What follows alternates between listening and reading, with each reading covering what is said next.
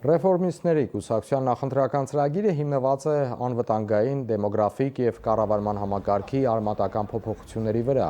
Կուսակցության առաջին համար Վաղարշակ Հարությունյանն ու թիմակիցները քարոզարշավի վերջին օրերին շարունակում են շփումները, հաշվի առնելով, թե ինչ հարցեր են բարձրացնում մարդիկ, փորձում են այդ կարծիքները ադապտացնել իրենց ծրագրի հետ։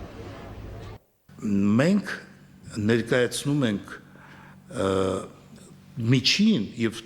ավելի ցածր խավի շահերը։ Իսկ ինչի մենք ենք ներկայացնում, որտեղ մենք մեր ապրած կյանքով, մեր մոտեցումներով իրանցից ենք։ Դրա համար մենք համարում ենք, որ կուսակցությունները պետք է ներկայացնեն որոշ խավերի շահերը։ Իսկ մեր շահերը, որ մենք ասում ենք ներկայացնում ենք միջին և այլ խավերի ավելի ներքև, ապա դա կազմում է 70%։ Դա համար մենք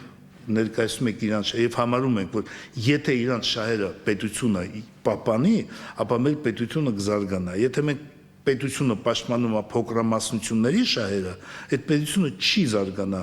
կլինեն այլ մոտեցումներ։